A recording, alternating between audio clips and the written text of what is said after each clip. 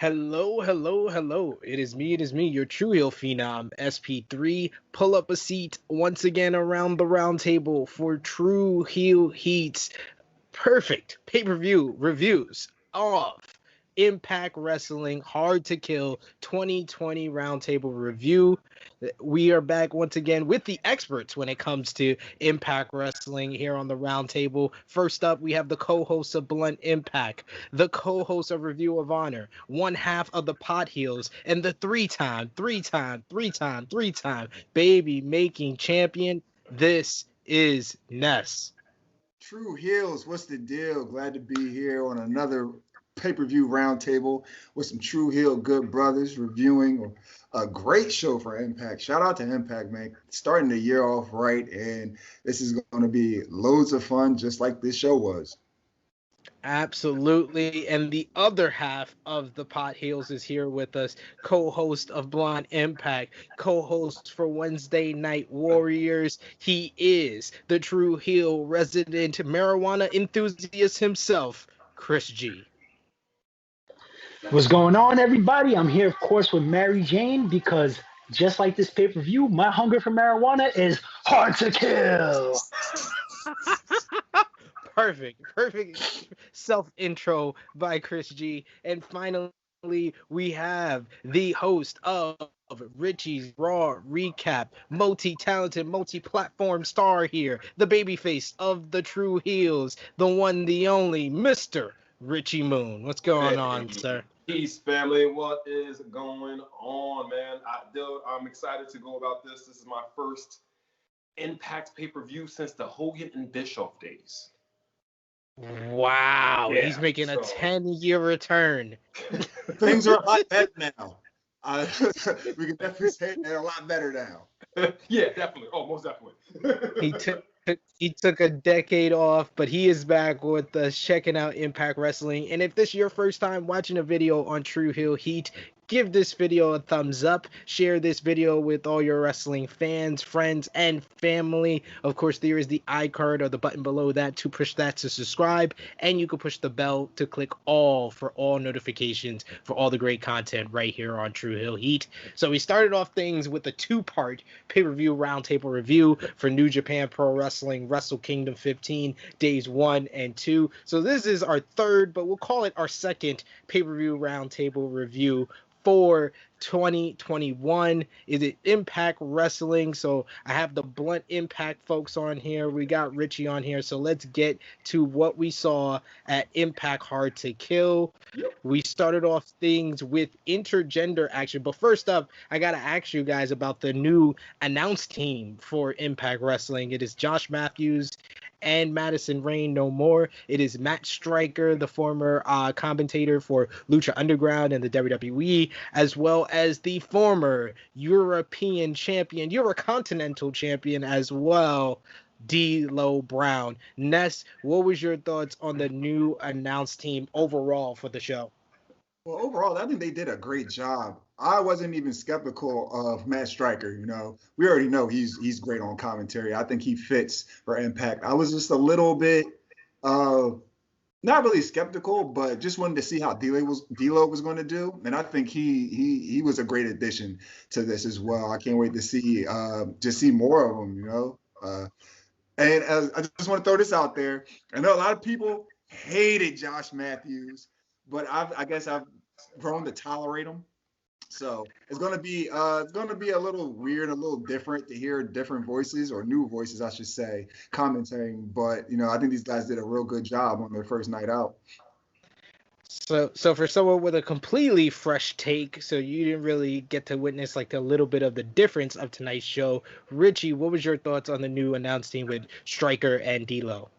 Well, I knew that Matt Striker had previous experience being a commentator, so I know he was going to knock out the ballpark. I am a fan in any kind of sports of always a former athlete of that sport being in commentary, because they have a completely different perspective than just your average commentator. And I thought D'Lo Brown did a great job. You messing with the real deal now. Lay your lady's ass out on the street. Yeah, one of the best theme songs of the Attitude Era for sure. Chris, any thoughts on the new announced team with D'Lo Brown and Matt Striker? I mean, I'm a little disappointed because he didn't come out with the chest plate. But Right, right. besides that, these guys, I was curious to see how they were gonna gel, and for the first card, they had really good chemistry and timing. I thought, for a group that just feels like they've been thrown together. So I'm sure as the year goes on, they'll get better. Yeah, it was a nice time out. It was different, so I enjoyed it. I was getting a little monotonous with Josh Matthews on the call, so this was a nice change of pace. So I enjoyed it. So we got to start off things with the opening matchup, which was an intergender tag team match as Tennille Dashwood teamed up with Caleb with a K to verse the reunited Decay of Rosemary and Crazy Steve. D'Lo Brown did note in the opening to this that this was the first time in 4 years that Rosemary and Crazy Steve were teaming up together. This was just a not too much amazing stuff going on in this match. Basically a basic opening matchup with the team of Crazy Steve and Rosemary pulling up the victory after Steve hit a tornado DDT on Caleb with the K. It was a nice little reunion. We got the double mist at the end, a little nod to their past. But the referees, it's not to be taken serious on the night, it seems. But other than that, I thought this was a pretty good match to start off the show. I gave this 2.5 stars. Richie Moon, what was your thoughts? I thought the same thing. I watch Simon Miller's ups and downs for Impact, so I'm familiar with them. But like I aforementioned, this is my first time really sitting down with an entire Impact product. I like what I've seen. I'm familiar with Tennille Dashwood from her previous employer, and I thought it was a good job. I'll give it 2.5 stars as well. It was a good opening match. Much agreed. Much agreed there. Ness, what was your thoughts? Yeah, I gotta go with 2.5 as well. Nothing really wowed me. I would say the cons of the show. This opened the show. The pro of the show is this opened the show as well. It's kind of wasn't though. This is the only match I really didn't have like much feeling going into it because it was just like there for me. But it was solid. I'm just not a fan of the mist thing in the whole COVID era at the moment because it's just like, but good point. Yeah, and then like the biting too during the match, I was just like, man, you guys got like I get it, that's your gimmick and all, and it goes well, but I don't know, I'm just like, let's like dial it back a little bit, just for the time being, just for the state of the world. I totally understand where you're coming from there, Chris. Yeah, this match was fucking goofy. That's my rating. This shit was goofy. The biting, the mist in the pandemic era. I mean, I thought all the same things, but I thought the match was it went a little too long, a little too slow for my taste.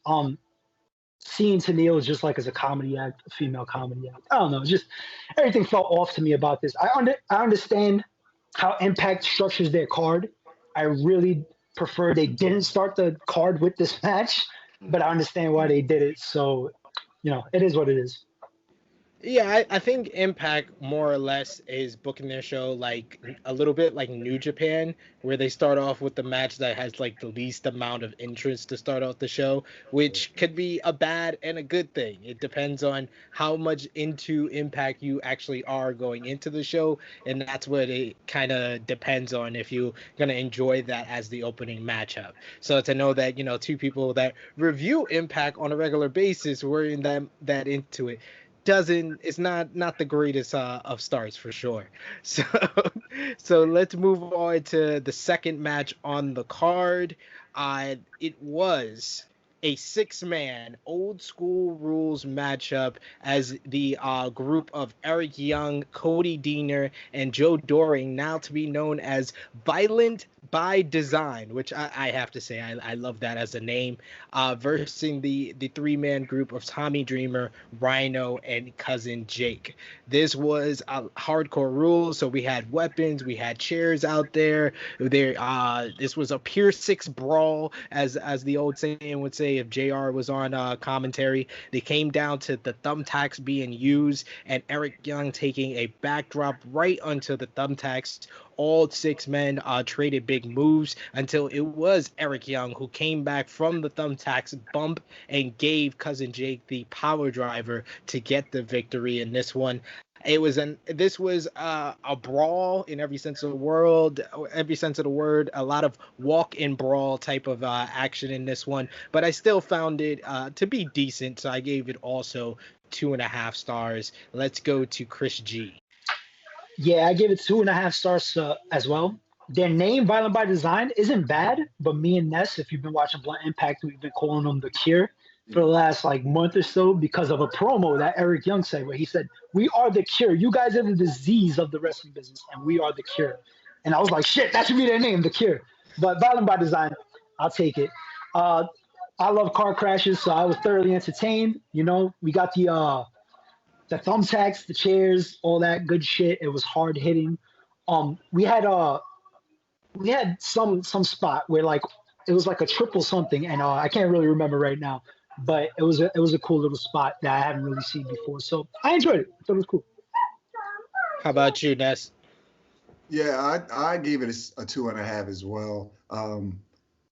Except for a few spots, I really didn't like. I expected it more, it being like an old school hardcore match. The thumbtacks was fucking crazy.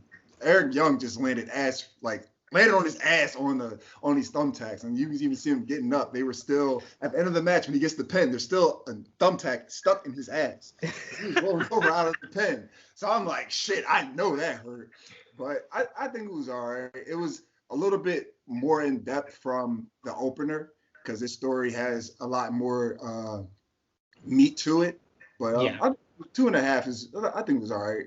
A lot of the guys in this match were, up there in age, so not gonna get too much out of them except for some crazy shit. But it is what it is.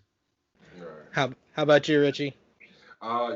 Same. I'm along the same lines. 2.5. This is exactly kind of what I expected. Old school hardcore rules, lots of table chop. Just the typical stuff. But yeah, that spot where Eric Young on the thumbtacks. That is, I don't care how many times I see a thumbtack spot. It always makes me a little cringy because there's no way to work a thumbtack spot. You just got to take it. So, yeah, 2.5. That's exactly what I was thinking when he hit those thumbtacks. I'm like, shit, there's no way that you don't feel that. Yeah. That had to hurt. We got to get a visual of the thumbtack in Eric Young's ass just for Ness's description. It is. Trust me. gotta love that. For anyone who didn't see it, you create a great visual. So backstage we had Rich Swann with Chris Sabin talking about tonight's matchup, not being happy about Moose joining him and Sabin in the 6-man tag. Moose then came in and tells them about how he won a lot of football games with guys he didn't like or even hated. He's not going to let an outsider come in and disrespect his company, and that's what they're going to do. And basically got them all on the same page, even though Rich Swann was still, it seemed, nervous about the wild card that is Moose in our main event. And that moved us on to the Knockouts Tag Team Title Tournament Finals, as it was the team of Havoc and Nevaeh versus the newly christened Fire and Flavor of Kiera Hogan and Tasha Steelz. This was, I felt like this was the strongest bout to this point. I think that all 4 ladies worked well together. You could tell that there was a lot of experience between these 4 ladies in the ring together. In the end, it was the teamwork of Tasha and Kiera that was the difference, hitting a double team move, ending with Kiera Hogan with the Fisherman Buster for the pin, and new Knockouts Tag Team Champions. And in the end, it was Madison Rayne and Gail Kim, former Knockouts Tag Team Champions, giving the titles to the next generation in a nice little passing of the torch moment there. So What did you guys think of this match? Let's start with you, Ness. I gave this match a 3.5. Fire and flavor. If you've been watching Blood Impact, you know that's who I've been running with to win this whole tournament, to be the newly crowned Knockouts Tag Team Champions. They have the stage presence, they have the it factor, they can go in the ring, they can definitely carry these storylines over, being the inaugural Knockouts Tag Team Champion. And there's no discredit to Havoc and Nevaeh, because there were times in this match where I actually thought that they were going to pick up the win. So it was just a great match all around for all the ladies involved. But I was just riding the fire and flavor train from the get-go. So I'm just really happy for that to happen. And we turning up just like they was turning up. Hey. How about you? I got you ready. What did you think of the match, Richie? I really enjoyed the match. I've actually seen Tasha wrestle a couple of times on an independent scene, so it was really awesome just to see. I've like kind of watched her growth. You know what I'm saying, from all the indies to now her impact from becoming an inaugural Knockouts Tag Team Champions. It was awesome. I didn't see the last one Impact, you guys, but the one before that. So I know that you have been riding with them from the beginning. I thought this was a really good match. I would give it 3 stars, and I'm looking forward because Impact's women's division is really strong. So I'm looking forward to see where they go in the future with it. Yeah, there's a lot of talent over there in Impact Wrestling on the ladies' side. Chris, what was your thoughts? Yeah, I gave this match 3 stars. Solid tag match. I'm proud of the women. They all put in work. I think there was a little like miscommunication with the powerbomb spot. I don't know, Yeah. or maybe not. It just seemed like there was like Nevaeh couldn't get off the ropes, so she didn't like take the suplex.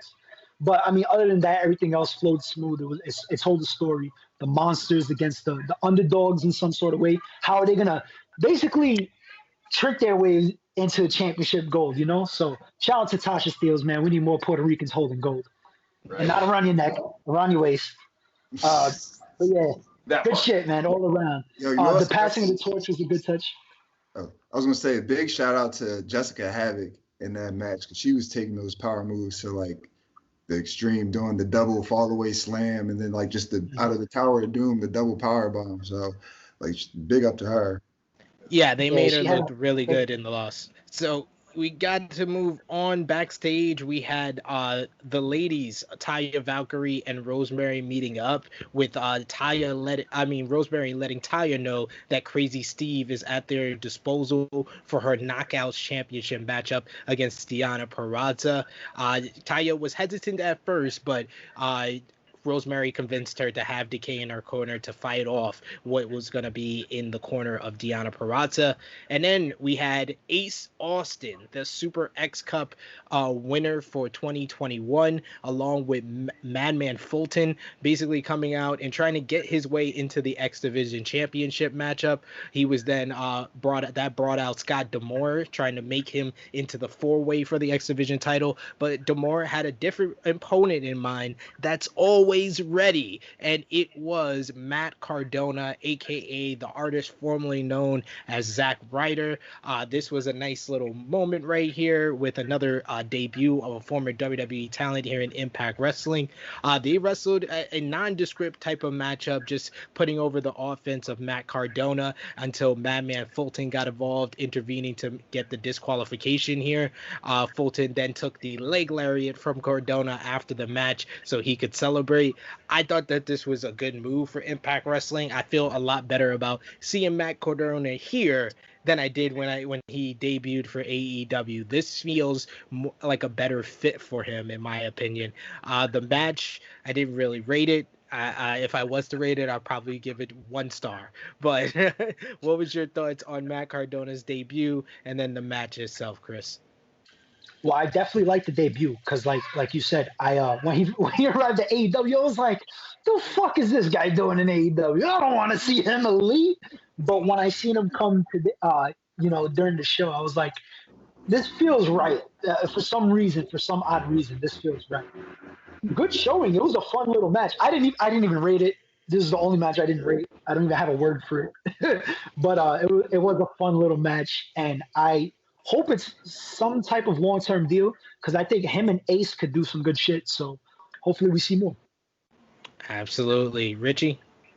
Yeah, I think this match was definitely more angle than match. So I don't really think there's really a need to give it a rating. But I agree. I really want to see Matt Cardona do bigger things in Impact. I liked him showing up in AEW, but when I seen him come out last night, it was just like, oh yeah, yeah, yeah. Like I feel like in AEW, it was hard for me to really get behind him. But when I seen him come out last night, I was like, yeah, he fits there. And I'm excited to see what him and Ace Austin to do. So yeah, hopefully he's there for a little bit longer than a cup of tea like AEW. And woo woo woo, you know it.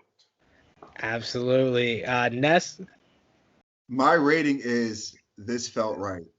That was exactly my rating. That's when Chris said that shit, just talking. I'm like, yeah, that's literally my rating. But exactly, just for the points you guys made. When he came on AW, I'm like, all right. But when he came out to face Ace Austin, not that it was like a major surprise, but I'm like, yes, you're an Impact now. This just feels so much better for you to actually get a spotlight on you, for you to be in storylines, for you to be actually used. Like AEW, he's nowhere near the top of the list on AEW. Yeah, no So way. he wouldn't been getting any shine. But Impact's the perfect place for that. His best friend works there, and Brian Myers. I think he's like hooked up with Swaggle too. So like they can definitely, he can go tag titles, he can do his own thing. He can just do so much right now, especially having like so much I guess fanfare on him for leaving WWE, so people might want to watch him more now. But I think being an Impact is a much better move for him than like being in AEW.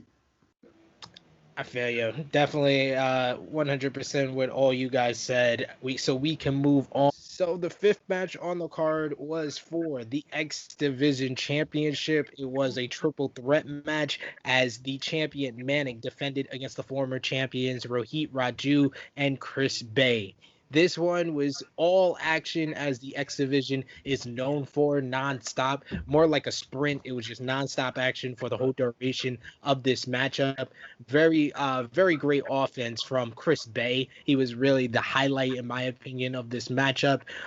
Good wrestling from Manic, and of course the chicanery of Rohit Raju. A nice little callbacks to old matches between these three individuals. In the end, it was Manic who got a roll up for the victory to successfully defend the Impact X Division Championship.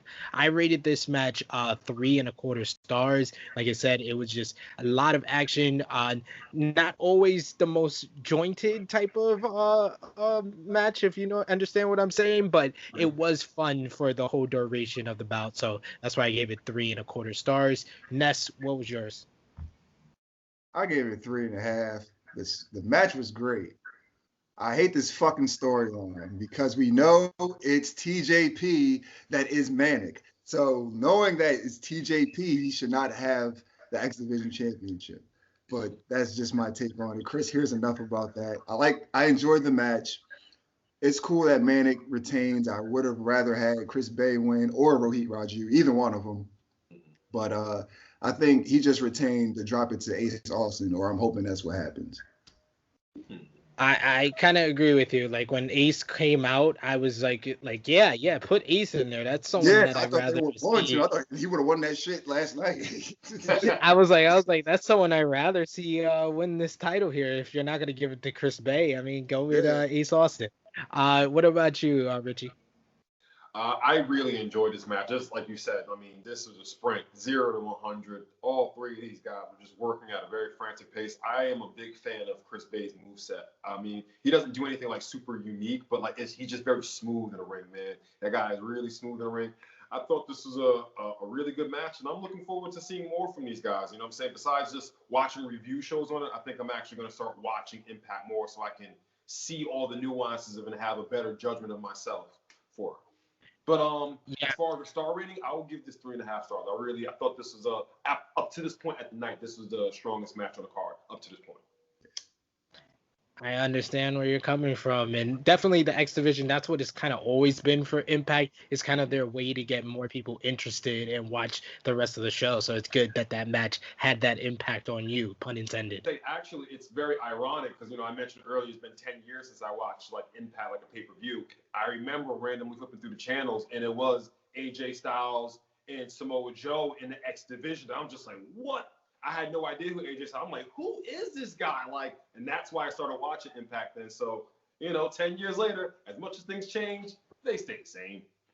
Absolutely, that's got to be their hallmark always. So, Chris, what was your thoughts on the X Division three-way? I gave this match 3.5 stars as well. I thought it was really fun, nonstop action.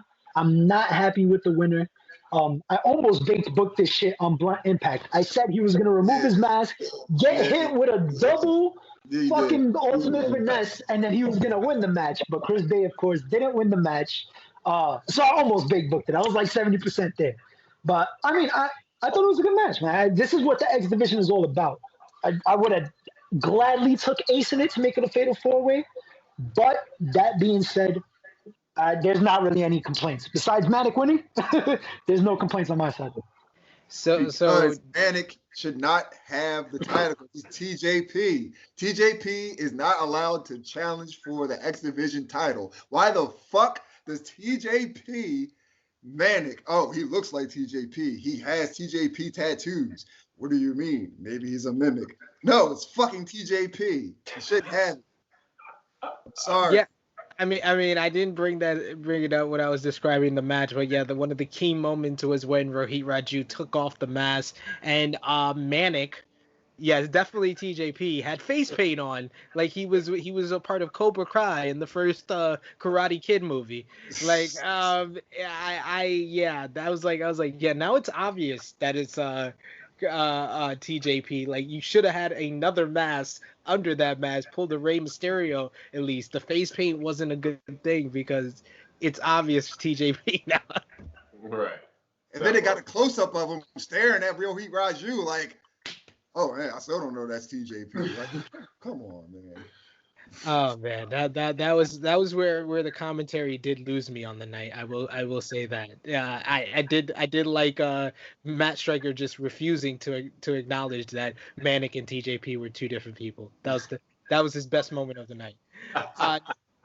Next up, we got the Impact Knockouts Championship matchup, as is Taya Valkyrie with Decay versus Diana Parrazza with Kimberly and Susan. These two ladies have been feuding ever since they were in the Knockouts Tag Team Title Tournament when Rosemary and Taya defeated Diana and Kimberly. Diana and Kimberly basically attacked Rosemary to get them eliminated from the Knockouts Tag Team Title Tournament. So here we have the two greatest knockouts in Impact Wrestling history, with Taya being the longest reigning Knockouts champion in history, and Diana Parrazza calling herself the greatest knockout of all time. We had some outside action with Susan, Kimberly, and the Decay, with Susan acting like she was Karen at a Kmart while recording the shenanigans on the outside. That was a funny little moment to me. But once it got down, they got those guys out of the way and thrown to the back. It became a knockdown, drag out type of knockouts championship match. A lot of well-paced and well-worked action in this one. And finally, it was Diana Parrazza with the Venus del Mayo getting the victory, the double armbar submission. This one was well-worked, a lot of technical wrestling throughout. This was my opinion, the best match on this card up to this point. I gave it 3.5 stars. Let's go to you, Richie. I agree with you. I really enjoyed the pacing of this match. I unfortunately didn't really know the full story of it going in, so I was you kind of just watch it. I actually liked the shenanigans in the beginning of it. I felt like it actually made the match better because after you got rid of the shenanigans and those two girls were just in the ring wrestling, just like, whoa. Like if somebody like me that's kind of new to it, it's just like, all right, the shenanigans out the way. These two girls can go. No matter, forget all other stuff. These two girls can go. I realized the pace of the match. I love the technical abilities, and I want to see more. I do wish I knew a little bit more about the story, but from what I've seen, just a pure match, I give it 3 stars. I really enjoyed this match. It was a good match. Absolutely. What about you, Chris? Well, I'm gonna be completely honest. This felt a little too slow for my liking. I gave it 2 3/4.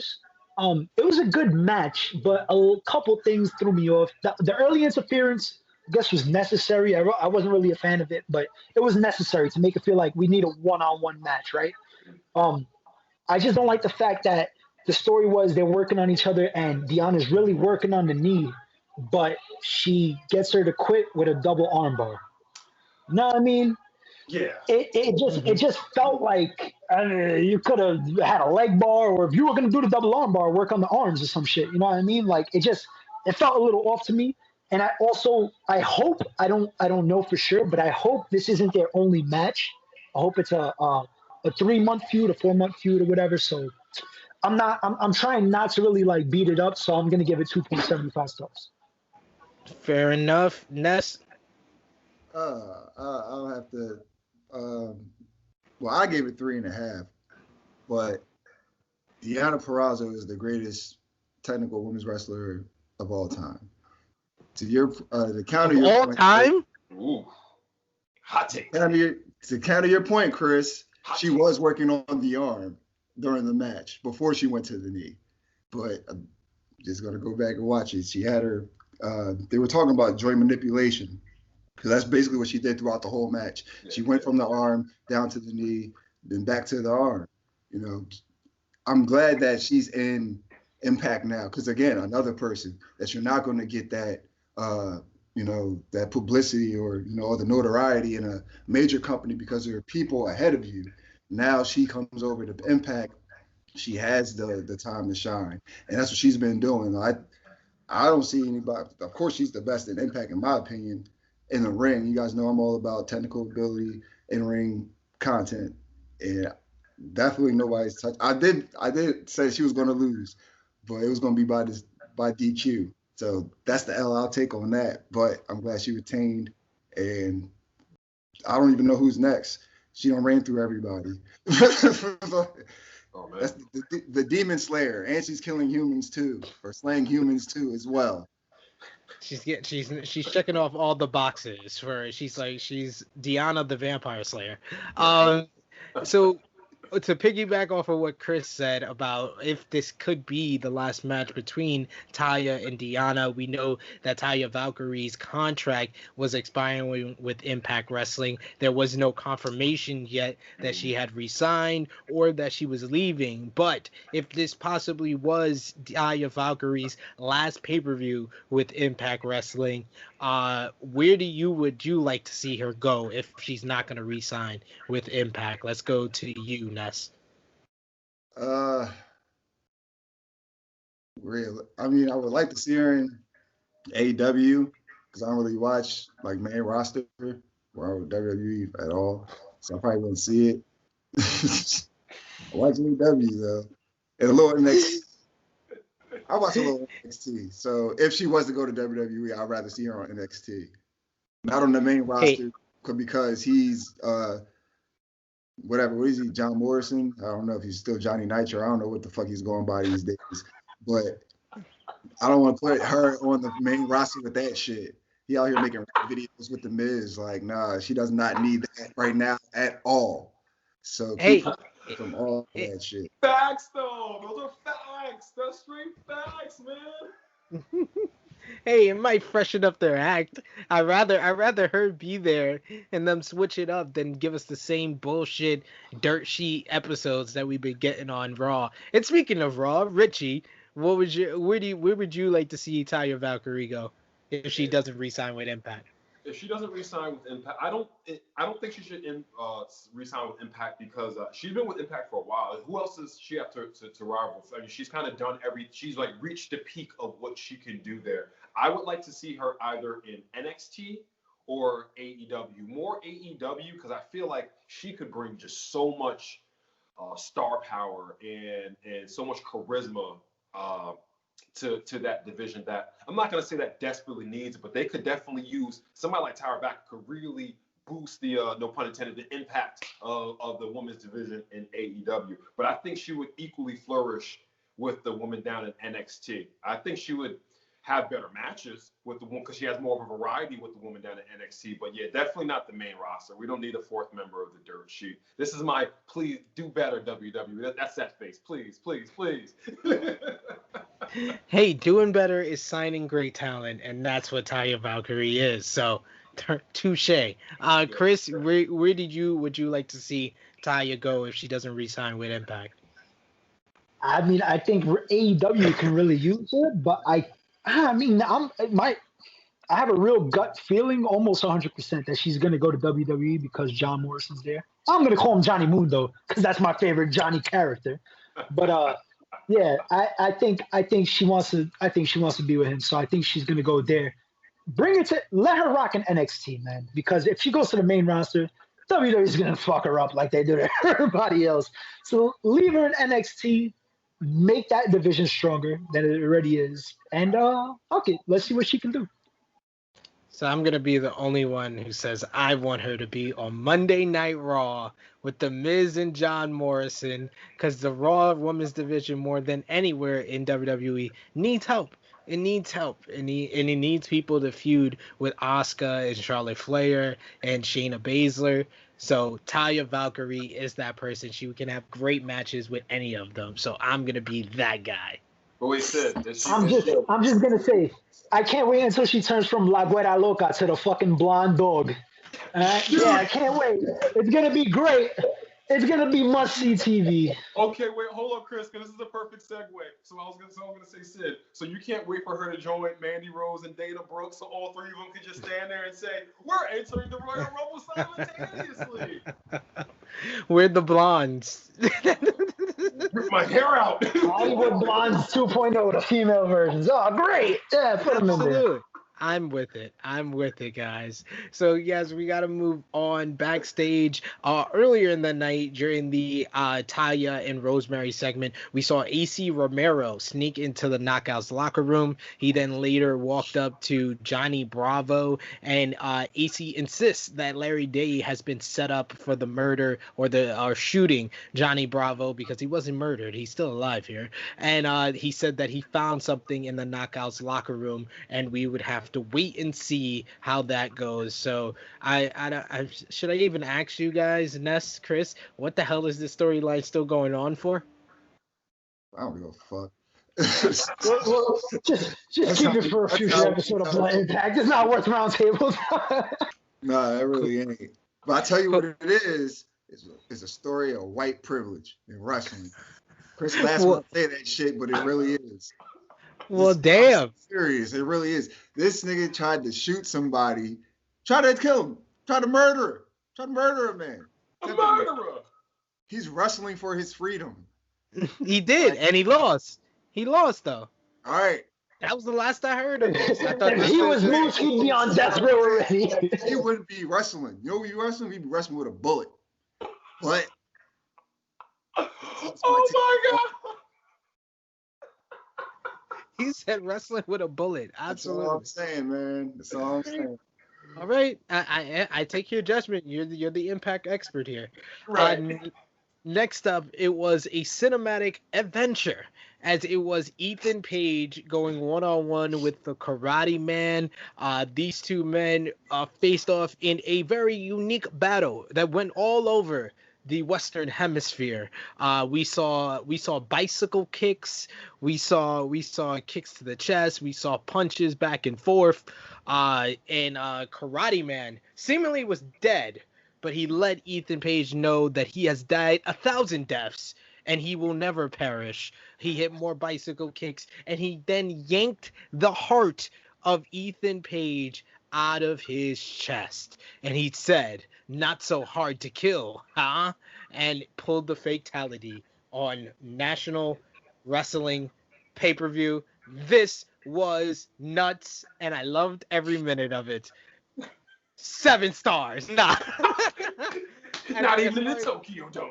As far as a match, it is 0 stars. As far as the cinematic match, I'm giving it 4 stars. But as far as a skit and comedy, this is a 7-star comedy. So I gotta round it off, divide it by 3, and that makes my rating 3 3/4 stars for this cinematic adventure that was Ethan Page versus the Karate Man, and Karate wins once again, just like Cobra Kai season 3. Ness, what was your thoughts on this one? This match was fucking insane, man. If that's what you even want to call it, this shit is hilarious. It was off a little bit, but just to see Ethan Page fighting himself with the CGI shit, it was fucking ridiculous. I give it 3 3/4 stars as well. We all knew that Karate Man was obviously going to come out victorious with the way Ethan Page is basically out right now from Impact. He just had a few things taped, but yeah, man, want to see where he goes. I mean, when he reincarnates, got his fucking heart ripped out of his chest and shit. So, Hey, this is not the first time that we've seen someone die as their sign off for a promotion. Just ask Adam Cole. But yes, I have to give Impact credit for letting him write his own write-off, from the company. Chris, what was your thoughts on Karate Man versus Ethan Page? Bro, what the fuck did I just watch? My rating for this is bad acid trip, because this is exactly what that was. If you have a bad acid trip, you go to the park, you fight yourself, and you end up fucking ripping somebody's heart out. But I mean, from being in front of Mount Rushmore to somebody's random lawn, and then being in Shaolin is just, oh my god. The bicycle kick, his inner Liu Kang just came out, and he's fucking kicking himself. Yeah, just I can't state how much I was laughing during this segment.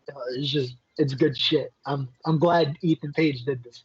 The last thing I expected was somebody's heart getting ripped out of their chest, and then walking away like an old karate, like a dead ass, like a 70s karate movie. Bro, all around was just hilarious, man. It's just good. And they put it in the right spot. Like, it was like we needed that at that moment to go into the future matches. So just good shit by Impact Wrestling all around. The perfect match to have at Hard to Kill, for sure. Richie, what was your thoughts? Besides the placement of the first match, I thought that the pacing and the build of the pace of the card was excellent, and I agree with Chris. This was the perfect place to put this match. I think when wrestling comedy is done right for wrestling fans, it is the funniest shit ever. And that was just pure comedy. If you went into it taking it serious, just go take a seat. This was pure comedy. I loved every single bit of it. I'm giving it 5 stars in the Tokyo Dome.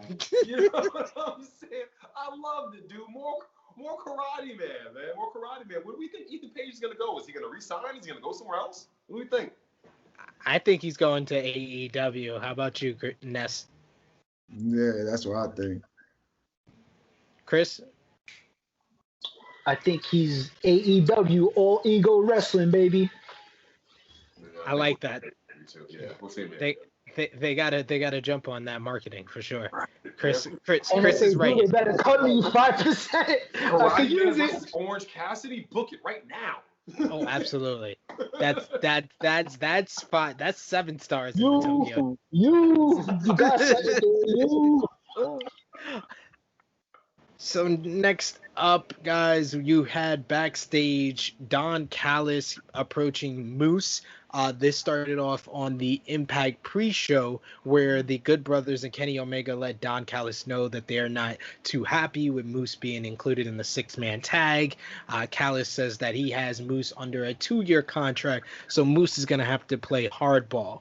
So Callis came up to Moose to put the big guy over, but he said that he's so happy that Moose is in the main event and knows that Moose likes to look at the bigger picture and the 2-year contract that Moose was under. Moose says he always plays to win, and he will play to win tonight. And then he says after he gets what is rightfully his, he teased that he was going to go after Kenny's AEW world title, and Don didn't look happy. Then our next matchup was the Barbed Wire Massacre between Sammy Catalan and Eddie Edwards. These two men have been feuding for 3 years, so this was the final encounter with barbed wire. We had a barbed wire cage there around ringside. We had barbed wire weapons. We had a chain link from one turnbuckle to the other. I had barbed wire boards and barbed wire table, and these men used every bit of the plunder. We had Sammy Callahan with a power driver off the second rope through a barbed wire board. We had barbed wire bats being used and kendo sticks. Nice little moment where the two men traded off their signature weapons. Eddie handing Sammy the barbed wire bat, and Sammy handing him the barbed wire kendo stick. In the end, it was Eddie pulling out Emerald Fusion on top of a heap of barbed wire, the move that he dedicated to his hero Masawa, and then that got him the 1, 2, 3. This was brutal. This was hard to watch at times if you care about the physical well-being for professional wrestlers, but I still gave this spectacle 3 stars. It was a good match. It was brutal to watch at times, but I appreciate the effort from both men. Chris, what was your thoughts on Barbed Wire Massacre? Yeah, I'm gonna rate this worth it because after all this shit, right? Especially what the shit that me and Ness been dealing with the last month or few months. Yeah. Um, this match paid off, man. I love the brutality. I love the spots, fucking suicide dives through the boards with the barbed wire. Um, one side, the setup was cool. One side with a cage with barbed wire, the other side with just the ropes with the barbed wire. One side with the chain holding the bat and the kendo stick. I thought it was a nice little touch of storytelling when they took the weapons of choice of the other guy. You know, Yeah. usually Sammy has the bat, Eddie has the kendo. Sammy grabbed the kendo stick with the barbed wire. Sammy grabbed that, and then Eddie had the bat with the barbed wire, and they like traded. You know, in terms, let's trade and do this like men. You know what I mean? So that was pretty cool. And the right guy won. Shit, I just the power driver fucking through the board with the barbed wire. Just everything bladed. I mean, there was blood in the first like 3 minutes of the match. I loved every second of it. Can't say enough about it. It was gruesome to watch the barbed wire go into people's heads. I think one of the first one was when Eddie put like the crown of barbed wire on Sammy's head, and you could see the blood coming through the barbed wire. It was tough to watch. Ness, what was your thoughts on barbed wire mayhem I'm rating this. I'm over it. massacre? I'm You're rating over this. it? I'm over it. The match was brutal as shit. I will give it that. But hold on, I think my phone's ringing. My bad. But I'm over this feud. I'm over this storyline. Let's move on. Eddie won. Good job. Let's go. The match is brutal. Sheesh. That's super brutal. I like these guys is all right. I've been over this story for quite some time. Chris will tell you. Yeah. So the match itself, I will give them their credit. That shit was brutal as fuck. Like, oh my god, there was a spot where Eddie was on top of turnbuckle. Sammy pushed him off, and he got caught on the chain link or on the chain going across. That shit just took me out for a second. I'm like, shit, that looked like it really hurt. Yeah.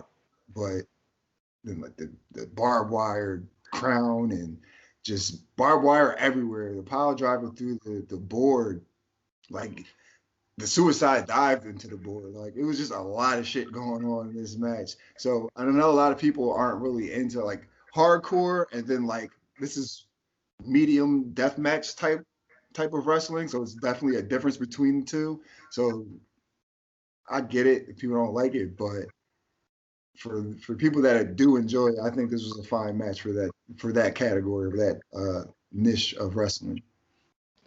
Yeah, I'm not the biggest hardcore and deathmatch person, only when the story is appropriate for it. And I think 3 years of these ties going back and forth, Damn it's right. it's appropriate. That'd be the fucking end.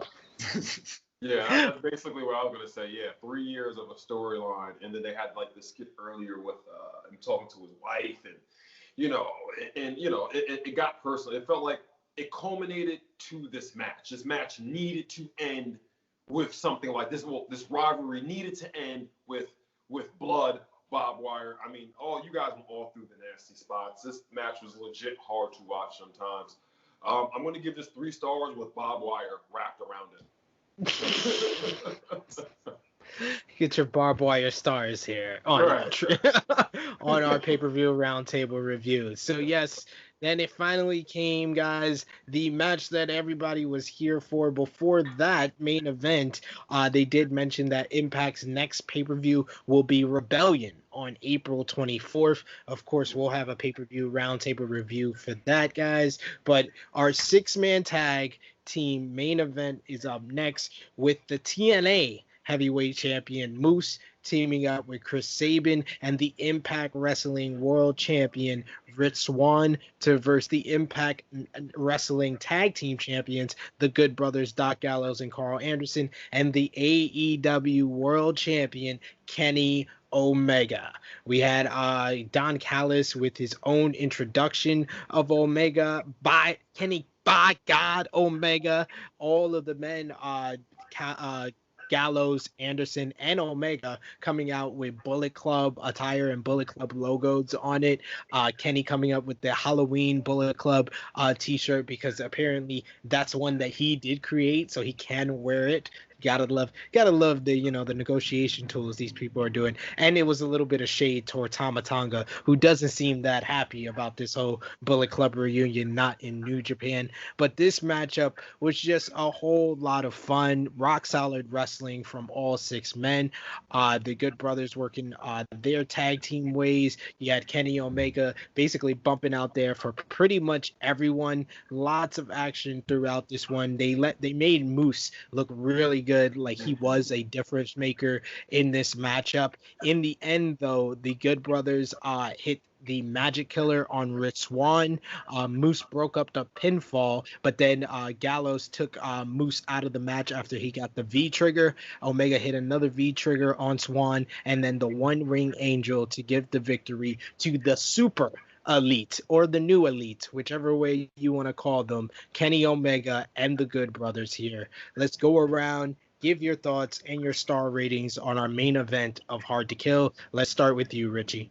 Last night was Kenny Omega's debut in Impact Wrestling. He is already considered maybe one of the greatest AEW champions of all time. You can watch this anywhere from New York to California, but not limited to North Carolina.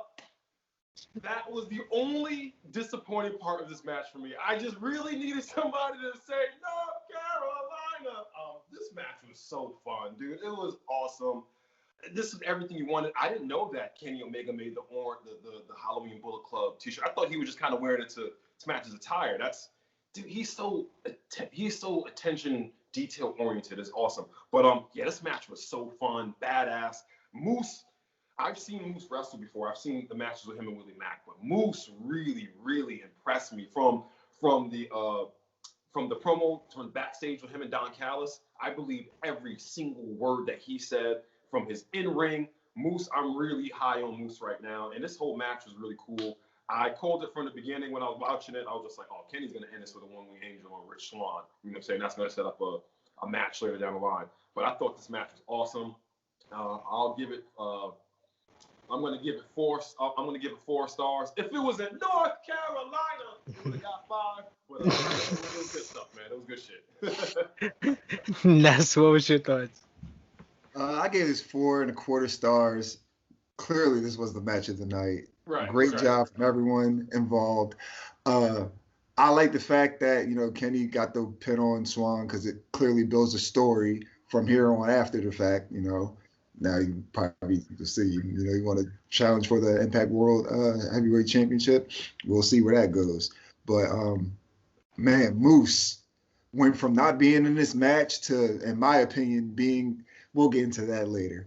But, yeah, Moose definitely stepped it up. And, no slight to Chris Sabin as well because he definitely shined in this match as well.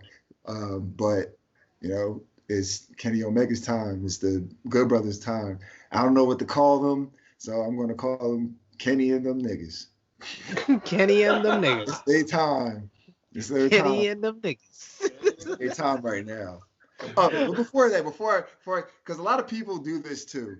oh, Kenny Omega's AEW shining over Impact, and they forget that the Impact Tag Team Champions are with Kenny Omega, so they're on top as well. But let's just ignore that because we just need to nitpick. But that's just want to throw that out there. Dude, if Rich Swann came over to AEW, Rich Swann better win that match that he comes over to AEW for. Like, of course. Come on, people. People gonna complain. They just love to complain. Right.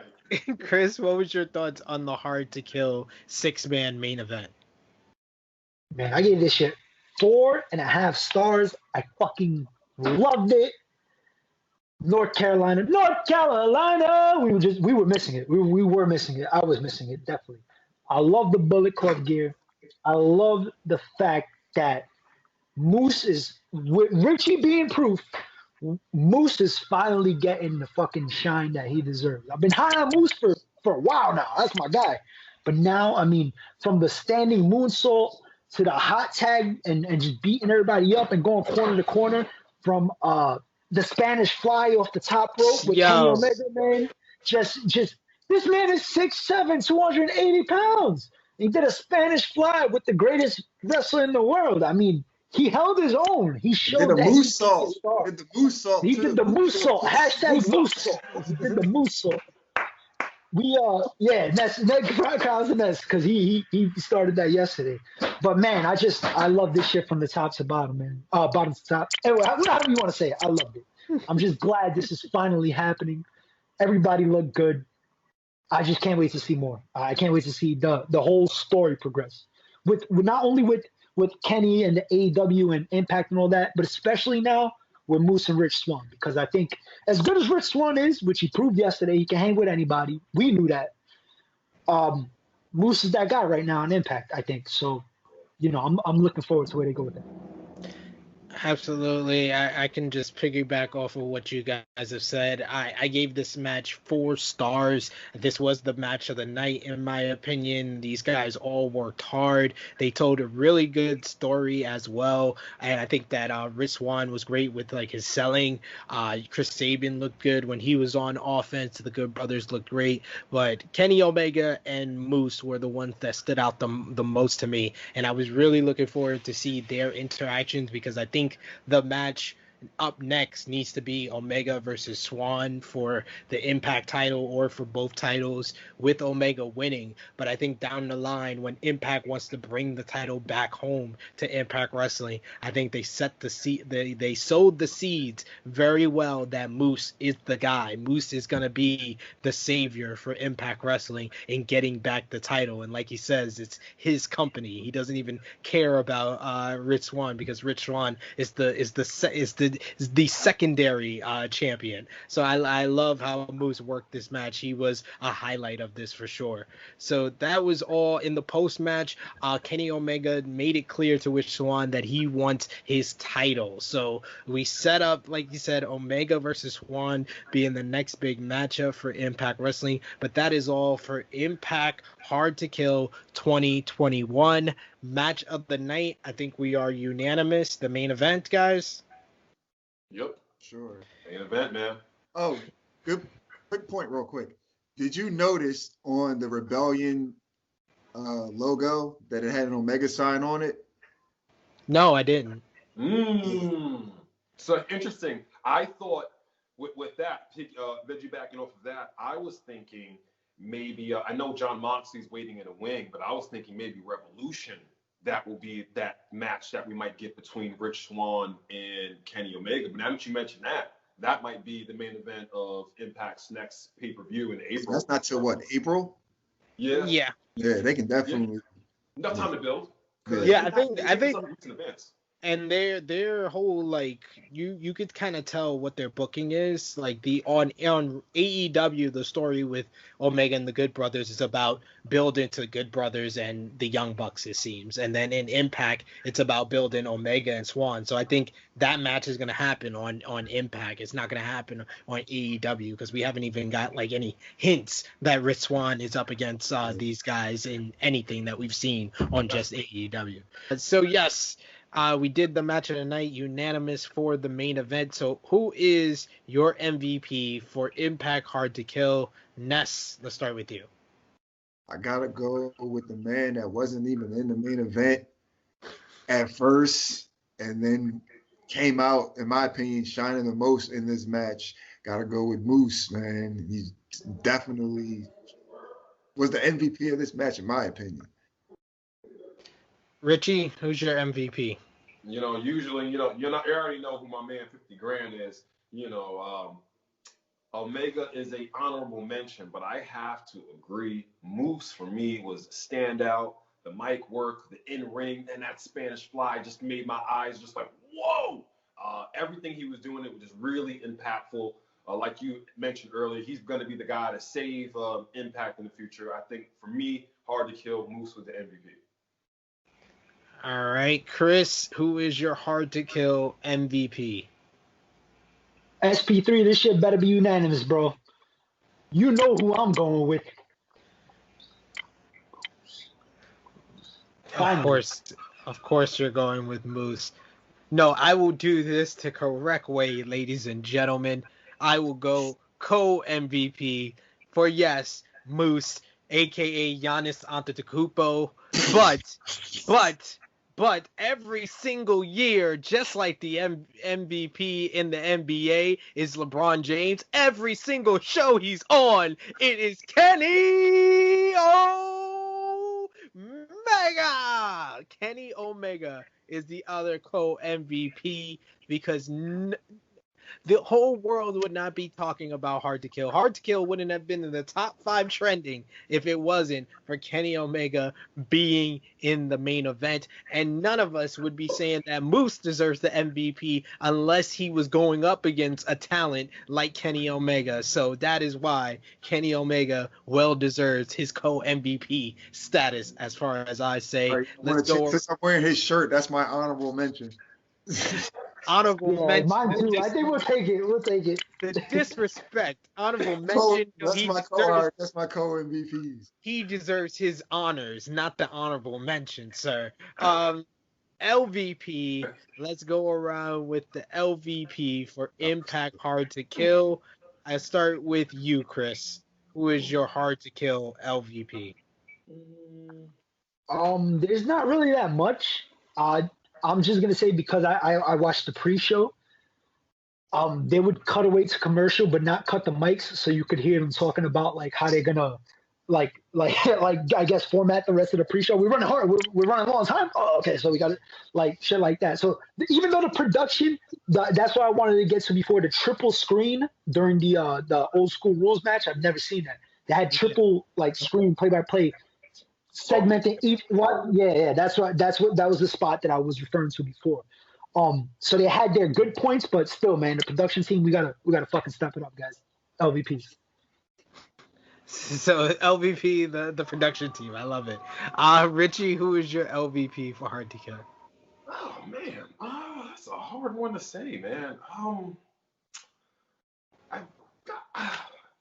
Can I defer to Ness? Maybe give me a little more insight. Maybe I can figure out one from his pick. But I mean, everybody was pretty solid during the night. Honestly, for me, everybody was pretty solid. I got an LVP. Who's your LVP? Ethan Page. This nigga got killed. I was like, took his heart out of his chest. Like that. That's the biggest loser. Like, you're dead now. So, Hey, this was another one where I debated co-LVPs as well. The first person I thought of was Caleb with a K, but I'm not going to give him the full LVP status because he doesn't deserve it. We didn't expect much from him. But exactly. Ethan Page died, ladies and gentlemen. He died on National Wrestling pay-per-view. We saw his heart out of his chest. The Karate Man is the GOAT. Karate Man is the alter ego, or the ego now, of all ego. So, yes, Ethan Page is my official #1 LVP. Who do you have, Richie? All right, I got one. The CG in the Karate Man versus Ethan Page match is the LVP. The CGI of the Ethan Page. Yes, yes, the CGI. But long live Karate Man. Long live Karate Man. Long live the Karate Man for sure. And let's put our thumbs in the middle. So is it thumbs up or thumbs down for Impact Hard to Kill? 3, 2, 1. Yes, all thumbs up for Impact Hard to Kill. So out of 10, what did you give Impact Wrestling Hard to Kill? Let's start with you, Ness. I gave it a 7.5. Real solid show. The middle portion of the show, it was just like the flow of the matches were great. Everything was working very. I think the middle part of the show was like the real solid, like the most solid. And then that main event just capped off the whole night. 7.5 was. I think that's fair. Chris, what is your Hard to Kill rating? I wanted to give it a 7.5, but I'm gonna give it an 8 because I think the impact, no pun intended, of this show might be more important than we think it is right now in terms of the landscape of like what the shift that wrestling is going through right now. So I'm giving it an 8. Yeah. Richie? I concur with that 8, man. I agree, man. This is maybe next year we'll be looking at this and be like, dude, Hard to Kill was the rock thrown in a pond that had these ripple effects that we're still feeling to this day. So yeah, and not watching Impact pay-per-view in 10 years, coming back, all the things I got going on, I really liked it. It makes me actually want to watch Impact on a week-to-week basis. So I can give this a solid 8, up to down. It was a lot more good than bad. I appreciate Hard to Kill. I'm going to agree with Chris and Richie. I'm going to give this an 8 out of 10. I think I gave a similar rating to Genesis. 2 really good shows back to back from Impact Wrestling. The main event, like we said, was the best thing on this show. And like Richie said, it's going to have such an effect on Impact Wrestling. More people are going to draw eyes and watch Impact Wrestling coming off of the show. The X Division match was really well worked. The women's match showed off 2 of the best women's competitors in all of Impact Wrestling and in all of the wrestling business. The Barbed Wire Massacre, which closed off one of their big feuds of the last 3 years. So there was a lot to take and a lot to digest from this show. So Hard to Kill deserves all the praise that we got it. So that is all for our Impact Wrestling Hard to Kill pay-per-view roundtable review. Put your comments down below and let us know what you guys thought of Impact Hard to Kill. What was your match of the night, MVP, LVP? And you gave this show a thumbs up, a thumbs down, a thumbs in the middle. Let us know in the comment section below. Richie, tell the fine folks where they can find you on social media and right here on the True Hill Heat YouTube channel. Man, you can find me at the True Hill Babyface at Instagram. Boom, you can find me at Richie's Raw Recaps. And now, coming up soon, a little bit of a drum roll, you can see me making a video version of a good man, SP3, the articles they write to Sports Kid. I will be taking his articles and turning it into a video format. We got a New Japan's top 5 Wrestle Kingdom matches coming up soon. And you can find me at The Richie Moon Show on Instagram, The Richie Moon Show on YouTube, and The Richie Moon Show on Clubhouse, man. Look, speaking of, if you guys got Clubhouse, join on because we're doing a lot of wrestling talk on there, just free willy-nilly stuff. But yeah, you can find me there. Nice, good stuff from this talented individual. Ness, where can they find you on social media and right here on the True Hill Heat YouTube channel? You guys can find me on Twitter at Skinny_Kravitz. You can find me on Instagram at Skinny__Kravitz. And you can find me right here on the True Hill Heat YouTube channel. 6th man of the True Hill Heat YouTube team, so I pop up on everybody's shows. The Roundtable Rebel at your service as well. Clearly, I'm on the Roundtable. You can catch me on Review of Honor with my man, the Stat King, the man of 1,004 numbers. Catch me on Blunt Impact and Joyce and Jabronis with my man, Chris G. We form the Pot Heels. Smoke weed, watch wrestling. If you like either of those, come join us. And Chris G, where can they find you on social media and the True Hill Heat YouTube channel? You can find me at True Hill Chris G, Blunt Impact, Joints and Jabronis with my man, 3-time baby making champion. That's we form the Pot Heels. Wednesday Night Warriors with my man Romeo Anthony Colon, True Toxicity, and everybody wash your hands, please. Be safe. Yes, most of all, wash your hands, wear your mask. You can find me also on True Toxicity with Ness and Chris G. You can find me right here on the True Hill Heat YouTube channel every single Saturday with True Hill Heat, our weekly podcast, as well as True Rewind with Romeo and the drunk guy JJ.